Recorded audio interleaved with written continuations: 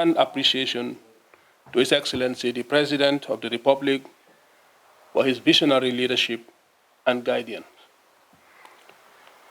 The Gambia recognized the importance of the ATT to global and regional peace and security. The Arms Trade Treaty is an international treaty that establishes standards for regulating international trade in conventional arms and to prevent their illicit transfer, diversion, and also transshipment. The treaty aims to reduce human suffering caused by illegal and irresponsible arms transfer, and also to improve regional security and stability, as well as to promote accountability and transparency by state parties concerning transfer of conventional arms. Excellencies, distinguished ladies and gentlemen, the ATT, through the ATT Voluntary Trust Fund, funded the ATT Gambia project support and facilitate the country's implementation of the treaty to achieve full treaty compliance. The other form of support provided by the ATT Secretariat includes its sponsorship program that support the Gambia's participation in the Conference of State Parties to the ATT since 2020. Became an actual treaty supporting states with national implementation.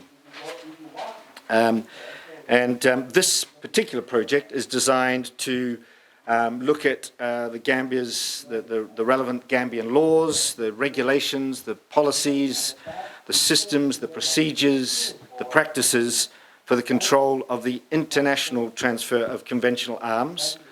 So we're not talking about the domestic management of arms, and we are talking about small arms, but we are also talking about all other kinds of conventional arms, from right up to an aircraft carrier.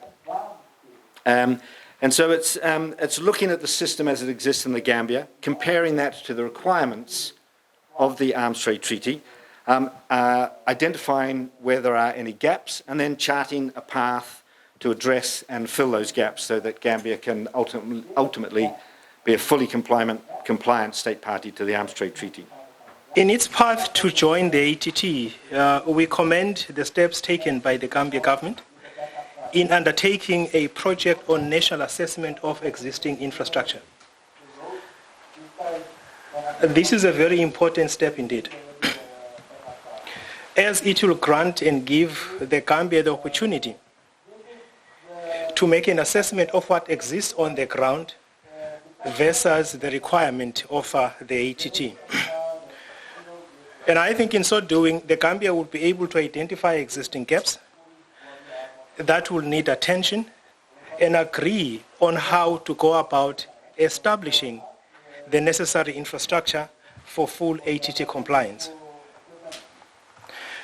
I commend the method that has been adopted by the Gambia in its national assessment project by involving all ministries as well as agencies who are having interest in the question of arms regulation. This is indeed very essential in ensuring that all the interests of the different agencies